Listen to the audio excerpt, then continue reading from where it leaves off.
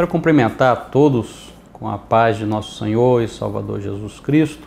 Está começando mais um programa Escola Bíblica, transmitido aqui pela TV ADNP. Bom, já estamos na lição de número 11, que estaremos estudando nas igrejas no dia 15 de dezembro de 2013. E essa lição ela tem como tema a ilusória prosperidade dos ímpios. E queremos então dar a abertura desta aula lendo o texto áureo que se encontra então em Eclesiastes capítulo 9 e o versículo de número 2. Diz assim: tudo sucede igualmente a todos. O mesmo sucede ao justo e ao ímpio, ao bom e ao puro, como ao impuro, assim ao que sacrifica, como ao que não sacrifica, assim ao bom como ao pecador, ao que jura, como ao que teme o juramento. Eclesiastes capítulo 9 e o versículo então de número 2. Então esta aula ela tentará sanar algumas indagações acerca da ilusória prosperidade dos ímpios. Então a aparente prosperidade dos ímpios, dos maus, é um tema então recorrente dentro do livro de Eclesiastes. Bom, creio que muitos já ouviram algumas perguntas, algumas indagações como estas, por que os justos sofrem? Por que os ímpios prosperam? Por que o mal existe? Então são várias perguntas que pairam sobre a mente de muitas pessoas e muitos ficam encucados com isso. Então a presente lição ela tem como objetivo então primeiro avaliar os paradoxos da vida. Então paradoxo ela é uma aparente falta de nexo ou de lógica, uma aparente contradição. Um outro objetivo é conscientizar-se da imprevisibilidade da vida, e o terceiro objetivo é viver por um ideal legítimo. Então vale ressaltar que tanto os ímpios quanto os injustos terão o mesmo fim. Isso nós vamos aprender ao longo desta aula. Pode até haver alguma diferença, algumas distinções no decurso da vida de ambos. Então pode haver uma distinção entre a vida do ímpio como também da vida do justo, mas o final é o mesmo fim. Então salientando que seremos então medidos pelos padrões de Deus. Não podemos esquecer deste princípio, que todos seremos medidos pelos padrões de Deus, não pelas circunstâncias da vida. Então a aula tratará dos seguintes temas, dos seguintes assuntos. Primeiro, os paradoxos da vida. Dentro dessa questão sobre os paradoxos da vida, nós podemos ver, primeiramente, os justos sofrem injustiça. Então temos que ter em mente que Deus manda chuva, o sol e outras bênçãos, tanto sobre os injustos como sobre os ímpios. Então, essa questão de Deus mandar a chuva, o sol, outras bênçãos, não está selecionado para um determinado grupo de pessoas. Isso aí, todos são contemplados, todos são abençoados. Então, quem está preocupado acerca do sofrimento dos justos, precisa ler o livro de Jó. Então, esse livro de Jó, ele vem para nos mostrar algumas experiências que possamos tirar para a nossa própria vida. Então, nós observamos que Jó era um homem rico, a quem Deus, né, tinha abençoado abundantemente. É só ler, né, o livro de Jó, no capítulo 1 e o versículo 8, que vamos então estar constatando. Então observe que Deus, ele deu testemunho a respeito deste homem, né? Então a Bíblia fala que Satanás então apresentou-se diante de Deus, né, juntamente com os filhos de Deus, né, e Deus falou para Satanás: observaste o meu servo Jó? Né? Então Deus, ele prossegue e fala assim: olha, não há ninguém na terra semelhante a ele. Olha só que maravilha, que bênção, né? Então a vida de Jó era uma vida ilibada, uma vida que poderia, né, tê-la como exemplo, né? Tem que ter essa vida como exemplo. Então nós observamos que Deus então ele começa a enumerar, fala assim: olha, esse Jó, ele é um homem íntegro, Jó é um homem reto, Jó é um homem temente a mim, né? E ele também é um homem que se desvia do mal. Então nós observamos, né, que apesar de tudo que Jó passou, Jó não atribuiu a Deus nenhum mal, né? Ele não atribuiu a Deus nenhuma falta. E nós observamos, né, que em tudo isso Jó não pecou, né, não atribuindo a Deus falta alguma. E Jó passou então na prova, né? E nós vemos, né, a recompensa que Jó teve no final da sua vida. Nós observamos que o Senhor então ele abençoou o último estado de Jó, né, mais do que o primeiro, registrado lá no capítulo 42 de Jó. Olha só, então Jó, né, continuou fiel ao Senhor, temente a Deus, mesmo passando por diversos dissabores da vida, né? Então é uma questão: por que então o justo sofre injustiça, né? Então precisamos aprender com o livro de Jó, precisamos aprender com a vida de Jó. E nesse quesito desses paradoxos da vida, encontramos então os maus prosperam. O termo prosperidade tem causado bastante confusão na mente do homem, né?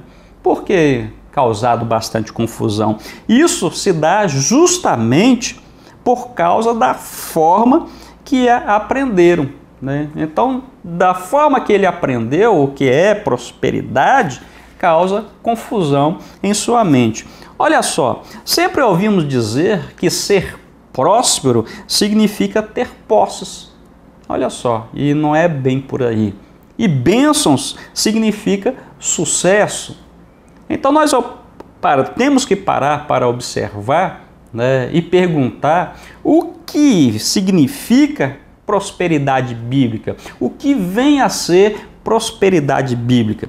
Prosperidade, no sentido bíblico, né, é a medida das bênçãos de Deus segundo sua vontade. Olha só a definição que nós encontramos a respeito de prosperidade no sentido bíblico, né? Não se trata apenas de ser rico, né, ou ter uma ótima saúde, não, mas possuir então sabedoria, dons, ter um bom esposo, uma boa esposa, ter seus filhos, né, obedientes e fiéis a Deus, né, honras, paz, segurança. Então tudo isso aí está dentro, né, da prosperidade no sentido bíblico. Nós podemos ver ainda, assim sendo, né, a espiritualidade de uma pessoa não pode então ser medida pelo que ela possui, mas sim pelo que ela é. Então nós temos que observar uma coisa, né, ou escute, né, a régua da eternidade nos medirá tomando como critério a fidelidade a Deus, né, e não a prosperidade dos homens. Então hoje parece que nós estamos vivendo uma verdadeira inversão de valores, né? Então temos que parar, analisar, né, estudar as Sagradas Escrituras, pois ela, né, nos ensinará. Pois Jesus diz que nós erramos por não conhecer as Escrituras e nem o poder de Deus, né? O outro tema, né, que a lição está trazendo para nós é a realidade, né, do presente e a incerteza do futuro. Bom, a realidade então da morte. Nós podemos ver que é no dia a dia, né, no dia a dia que da vida, que percebemos então a realidade implacável da morte, tanto para aquele que serve a Cristo, aquele que dedicou a sua vida a Cristo, quanto para aquele que não o segue, né, para aquele que ainda não tomou uma decisão. Basta nós irmos, né, aos cemitérios, nós vamos ver ali, né, inúmeras pessoas que foram então ceifadas, né, a sua vida, né, quer seja de modo trágico, quer seja de uma morte natural, mas é no dia a dia da vida que nós percebemos a verdade implacável da morte, né? Então ali nós encontramos, né, tantas pessoas boas como também pessoas, né, que segundo o conceito da sociedade, dá pessoas más, né? Então nós observamos que a sentença ela já foi decretada e é a mesma para todos. A Epístola aos Hebreus, capítulo de número 9, versículo 27, diz: "E como aos homens está ordenado a morrerem uma única vez, vindo depois disso o juízo."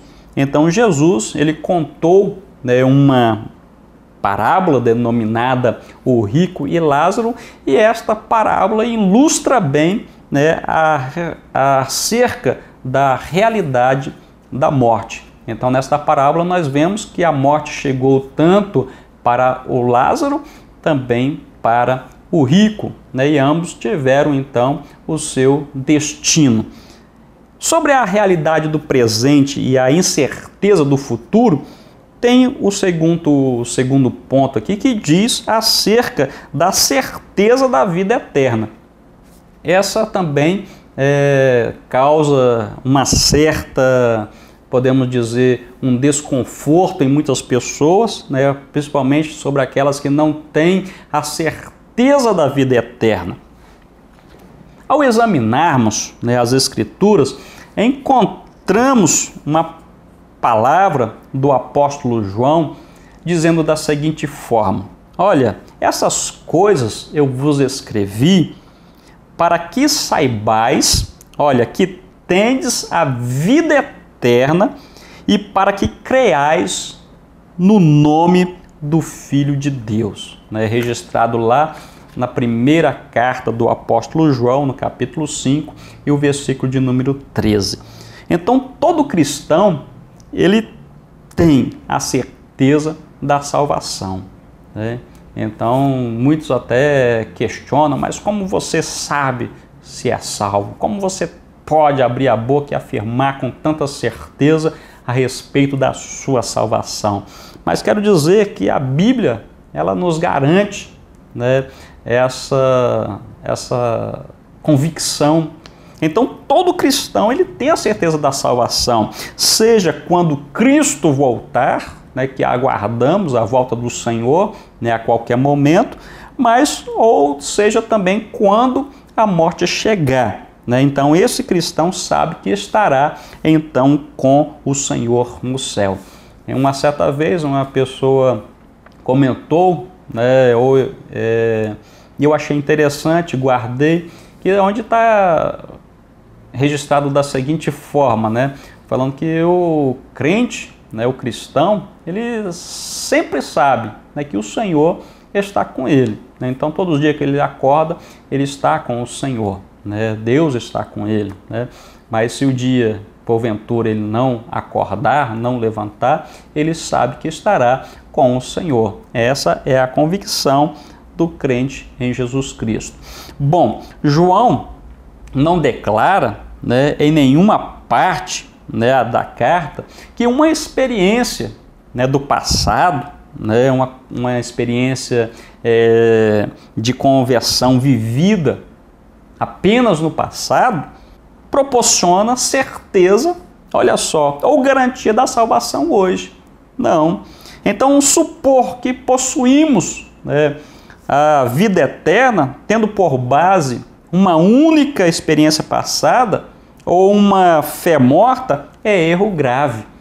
Então, nós temos a certeza da salvação quando, primeiramente, cremos no nome do Filho de Deus, né? Temos a salvação quando temos Cristo como Senhor da nossa vida e procuramos sinceramente guardar os seus mandamentos, né? Temos a salvação, a vida eterna quando? Né? Também quando praticamos a justiça e não o pecado, né? Temos a vida eterna quando? Quando nos esforçamos para seguir o exemplo de Cristo, né, e viver como Ele viveu, né? Bom, olhando para o contexto aqui da nossa lição, né, o que está proposto, a aula também tratará, né, do seguinte assunto: a imprevisibilidade da vida, né? Então nós observamos que está dividido em dois pontos, né, sobre as circunstâncias da vida e aproveitando a vida. Primeiro, as circunstâncias da vida. A vida é imprevisível, né, totalmente contingencial. Então, ricos e pobres, né, brancos e negros, estão sujeitos às suas vicissitudes. Ou seja, terremotos, furacões, né, secas, desemprego, né, e etc. Ocorre não somente em países, né, habitados por pecadores, mas também por crentes em Jesus Cristo, por crentes piedosos, né? Então a vida é incerta. Olha só, de vez em quando nós somos, então, suas vítimas, né? De vez em quando somos suas vítimas. Quando que temos alguém próximo a nós, né, que sofre, então, essas vicissitudes, né? Quem se prepara, estuda e se esforça, consegue as melhores posições, certo? Né? Quando olhamos para Eclesiastes, nem sempre, né, diz Eclesiastes, né? Então a pessoa vai perguntar, então não adianta nada se preparar, né, estudar e se esforçar? Sim, adianta bastante, mas não é o suficiente para garantir o sucesso e o conforto merecido, né? E sobre dentro dessa questão da imprevisibilidade da vida, nós observamos também a questão de aproveitando a vida, né? Então, o que fazer, né? O que fazer ao saber que a vida possui os seus dissabores, né? O que fazer então quando descobrir, né, que a vida tem esses dissabores? A pessoa vai mergulhar então em um pessimismo sombrio ou se tornar indiferente a tudo isso, né? Será que é isso? Muitos até se deprimem quando a calamidade chega e ainda outros tornam amargos e se isolam, né? Então nós observamos que Salomão, mais do que qualquer outro, sabia que debaixo do sol, olha só, a vida não era fácil e nem se parecia nem um pouco justa. Então Salomão sabia disso, mas não se negou a fugir da sua realidade. Nós observamos, né, que Salomão, pelo contrário, aconselhou que em meio a essa imprevisibilidade da vida, devemos nos preocupar em viver aquilo que foi colocado né, à nossa disposição, que foi tocado como porção para nós. Até citamos na aula passada, onde essa porção né, vai, pois, come com alegria, né, o teu pão, goza a vida com a mulher que amas, né, todos os dias da tua vida fugaz, as quais Deus te dá debaixo do sol, que Deus te deu debaixo do sol, porque esta é a tua porção nesta vida, pelo trabalho com que te fadigaste debaixo do sol, né? Então, vamos aproveitar, né? Não ficar isolado, né? Não ficar trancado, moribundo, né? Vamos seguir em frente. E como último assunto proposto pela lição é vivendo por um ideal, né? Então, primeiramente, a morte dos ideais. As palavras de Salomão em Eclesiastes, do capítulo 9, versículo 14 e o versículo 15, mostra que uma cultura para a qual já não existem mais ideais. Então está registrado que houve uma pequena cidade, né, em que havia poucos homens, e nós observamos que veio então contra essa cidade um grande rei, né, sitiou a cidade, levantou contra ela, né, grandes baluartes, né, e encontrou-se nela um homem pobre, né, porém sábio. Olha só a qualidade dele, né, que livrou aquela cidade pela sua sabedoria. Contudo, a Bíblia fala que ninguém se lembrou mais daquele pobre homem. Olha só, então o pobre agiu com sabedoria e idealismo, mas foi esquecido. Parece até então, né, que o sábio fazia uma leitura, né, dos dias atuais, ou seja, uma leitura da nossa cultura de hoje, né? Então, neste ponto, Eclesiastes demonstra ser mais atual do que nunca. A nossa cultura contemporânea ou pós-moderna, né, também não tem mais ideais. Como observou Antônio Cruz, um teólogo espanhol, ele diz que a sociedade, né, ou seja, os homens, não se fundamenta mais em nada.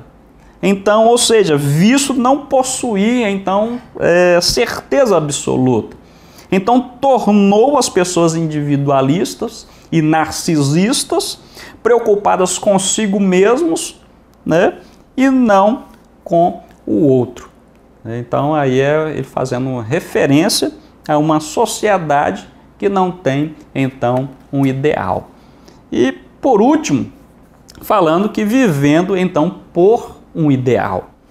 Salomão, ele escreve em Eclesiastes, no capítulo 9, o versículo 18, que melhor, então, é a sabedoria do que as armas de guerra. Mas por que Salomão, então, ele está dizendo isso?